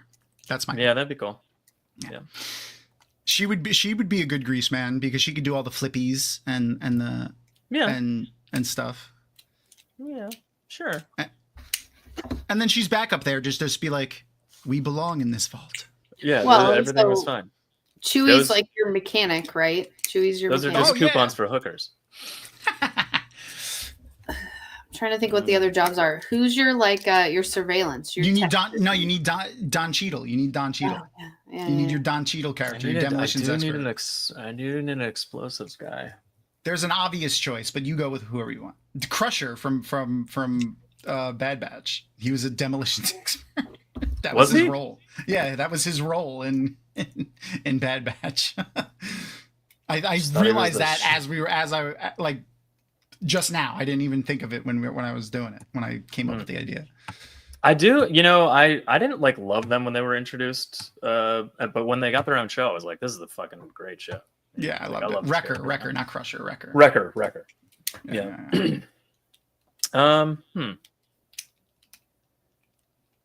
Yeah, okay. So that's. I would put, you know what? I want a Captain Rex on there. I don't even know why. Just because, that's fine. Just because I love him. Let me see what else. You know who would like? That would definitely be useful for you, and also. But also, he pairs well with Ahsoka. Apparently, I'm doing them in pairs. Oh yeah, no, he does. He does. Padme. That would be really good for Ahsoka too. Yeah. They would be very useful to you in the mission, but also fill the roles of the two brothers that are always picking up on each other perfectly. Oh yeah, C-3PO and R2-D2. Interesting. Because they're always fighting with each other, like in inopportune moments. Interesting. I'm gonna go in a different direction and say Finn and Poe are my two brothers that argue a lot. Oh my god! But also get along well. Yes, I love that. So I'm doing Finn and Poe. I think. So Finn, Poe, Cassian. I do kind of. All right, Wrecker it is. You only need 2 more. He'd work well with Rex. Yeah. Why are 10? I got 10 written down. I don't know what you got. Oh no, no, my bad. I forgot to count Wrecker that you just picked. Well, technically, if I'm on the team, then I'm kidding. Who would I need? Who else do I need? What do I need? What do I need to pull off a great heist? I see Sabine being shouted in chat. I do like Sabine. I do like the Rebels crew, but I don't like us. I don't know, for some reason, not in this group. I'm gonna pick Mando, or whatever his actual name is in that show. I don't remember. Din Djarin. Din Djarin, yeah. Din Djarin. Okay, Jarek. What's Jarek? Not that. Jarek. That's a game. No Baby Yoda. No baby. No Grogu. No Baby Yoda. Sans Grogu. Just Mandalorian in his true bounty hunter fashion. Yeah, don't bring him on this mission. Not a child safe mission. I feel like he fits better with the people I've brought into a team. Okay. And now where are you bringing this team? Is the heist this is a Jabba the Hutt kind of scenario. Jabba the Hutt. Okay. This is the Jabba the Hutt team. This is not a go into the Emperor's vault kind of team. That's fair. Yeah, I feel like you have to have a Jedi if you're doing that. Ahsoka fills the role. Ahsoka's fine. Yeah, Ahsoka's fine. I would watch this movie. I would watch this fucking movie. Like 100%. I would watch this movie. This is like a fun fucking movie. God, I really would watch it just for the Poe and Finn. Yeah, like arguing. Yeah, they bumps into each other. They're arguing about balloons. He's I can literally see. So like the scene with Baby Affleck, I forgot his name, Ben Affleck's brother and James Caan's son, when they were racing trucks. Casey Affleck and Scott Conn. God damn it. Yeah, that's it. Casey Affleck and Scott Conn. They're racing trucks and Scott Conn's in a regular pickup truck and lifted. He's got the little remote he's got the control RC car. I could see fucking Finn flying like a little remote TIE fighter or fucking X-Wing and Poe fucking in the X-Wing in the exact, just literally the same fucking scene. That's hilarious. All right. Well, thank you for amusing me in my nonsense. You're welcome. And thank you, chat, for participating. Don't forget, next week we're gonna be hanging out with the Watt the Adaptation guys. Glenn will for sure be there. That's a warning, but you should still come, even though Glenn's. No, I'm joking. I love you, Glenn. Are we gonna do this with Glenn too? Would you rather? Oh yeah. We're gonna do it. I'll have new would you rather and a new thing for the end too, and we'll make him explain why he would want to keep midi-chlorians too, because I want to grill him on that a little bit. Yeah. All right, when you guys will be live tomorrow, right? We're live tomorrow at 8:30 p.m. Eastern on Twitcast 8:30 p.m. Eastern. Yay! And YouTube. Yay! And who knows what we're gonna talk about? More show sure. stuff. Yeah. We're really just gonna keep the conversation alive. Yes, for the save yes, please. And let me bring my banner back up again. The what are we on right now? So I said before 155,000. Oh wow! So I don't even know what that was. That 10 minutes ago, I said 15 minutes ago, I said 155,730. Now we're at 155,892. Okay. So let's go, guys. Let's go. Just like I said, just take if you've don't just post it on social media, send it specifically to friend groups and stuff and be like, hey, tell your friends to do this. Even if you don't know what it is, you'll help me out. Just sign this thing, take 2 seconds. And let's try to get over 200,000 by next Monday. Mm-hmm. And I think that's all I got. That's it. Anything you could think of there, buddy? Crystal? No? Okay. Well, I'm definitely going to be reading a book for Tor soon, so you should check out. I think we have a review coming out. What month is this? It's June. It's June. Yep. In the beginning of July, there should be a book review from Tor coming out that I did, but there are several on the dragonmount.com website, so go and check out the website for all the articles that other Dragonmount staff have been doing, where they review books from Tor, and keep an eye on the social medias for updates on the Save the Watt campaign. Mm-hmm. And I guess we'll see y'all next week. So, Crystal, you want to say goodnight? Good night, Crystal.